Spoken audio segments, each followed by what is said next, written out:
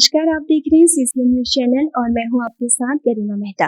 इस वक्त हमारे साथ मौजूद हैं वैभव कांडपाल, जिन्होंने न सिर्फ उत्तराखंड में 20वीं रैंक हासिल की है, बल्कि राष्ट्रीय स्तर ताइक्वांडो पर कांस्य पदक जीतकर अपने माता पिता का और प्रदेश का नाम रोशन किया है।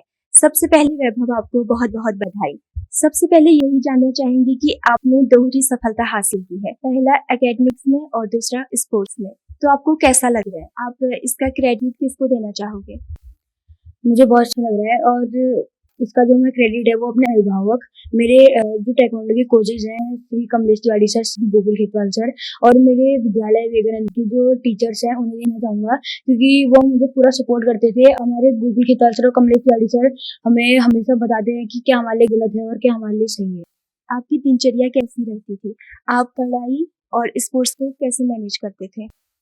तो मैं 2 बजे स्कूल से जब घर आता था, उसके बाद मैं खाना खा के सो जाता था और 4 बजे मैं उसके बाद अपनी ट्रेनिंग करने जाता था, ताइक्वांडो ट्रेनिंग, और उसके बाद मैं 7 बजे घर आके 7:30 बजे से अपना पढ़ाई करना शुरू करता था और 10:30 बजे तक पढ़ाई करता था। उसके बाद सो जाता था और सुबह 4:30 बजे उठ के दोबारा पढ़ाई करता था 6 बजे तक। फिर उसके बाद अपना रूटीन करके मैं स्कूल चले जाता था। आपके इस सफर में आपको सबसे ज्यादा मोटिवेट किसने किया? किससे आप प्रेरित हुए? एक आदर्श के रूप में आप किसे मानते हैं? तो इसमें सबसे ज़्यादा मोटिवेट मुझे पहले मेरे अभिभावक ने किया और उसके बाद हमारे जो ताइक्वांडो के कोचेज हैं उन्होंने, और जिनको मैं अपनी इंस्पिरेशन कहना चाहूँगा वो हैं श्री कमलेश तिवारी सर। वो उनको द्रोणाचार्य अवार्ड से भी सम्मानित किया गया है, तो वो मेरे आदर्श हैं। अब आपका आगे का प्लान क्या है? आप भविष्य में क्या करना चाहते हैं? तो मैं इसी तरह स्पोर्ट्स और पढ़ाई को दोनों को एक साथ मैनेज करके आगे को बढ़ना चाहता हूँ और मेडिकल फील्ड में जाना चाहता हूँ। आप एक दिन में कितने घंटे पढ़ाई करते थे? मैं एक दिन में 3.5 से 4 घंटे पढ़ाई करता था और 3 से 4 घंटे ट्रेनिंग भी करता था। आपने कोई कोचिंग क्लासेस ली या फिर खुद से तैयारी की? मैं पहले ट्यूशन जाता था, लेकिन फिर बाद में मैंने ट्यूशन छोड़ दिया था, इसलिए मैं घर में अपनी पढ़ाई करता था। मेरे मम्मी पापा मेरे सपोर्ट करते थे, मुझे बताते थे कि ऐसे कर, तो तब मैंने मम्मी पापा के सपोर्ट से पढ़ाई भी अच्छे से करी। परीक्षा के दौरान आपके घर का माहौल कैसा था? परीक्षा के दौरान ना हमारे घर में कोई फ़ोन देखता था, ना कोई टीवी खोलता था, बस पढ़ाई में लगे रहते थे। और लेकिन मेरे घर वाले चाहते थे कि मैं पढ़ाई के साथ-साथ खेल में भी अच्छा करूँ। लेकिन कुछ लोगों ने मुझे, जो समाज के कुछ लोग हैं, उन्होंने मुझे ऐसा भी कहा कि तू खेल और पढ़ाई दोनों एक साथ नहीं कर सकता है। लेकिन मेरे मम्मी-पापा ने मुझे पूरा सपोर्ट करा और कहा कि तू कर सकता है, तो मैंने दोनों चीज़ों को एक साथ मैनेज किया और दोनों चीज़ों में मैं अब अच्छा कर रहा हूँ।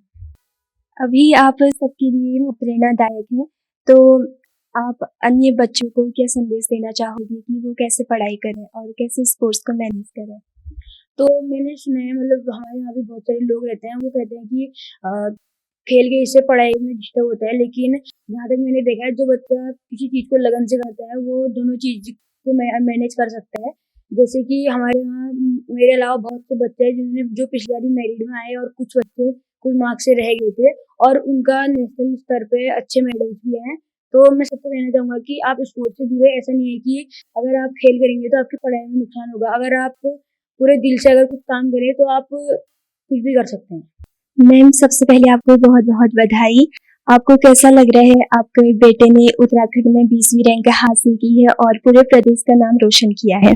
पहले तो मैं थैंक यू कहना चाहूँगी आपको, और मुझे बहुत अच्छा लगा जब मेरे बेटी का रिजल्ट आया अच्छे नंबर से, जब उसको 20वीं रैंक आई उसकी, बहुत अच्छा लगा।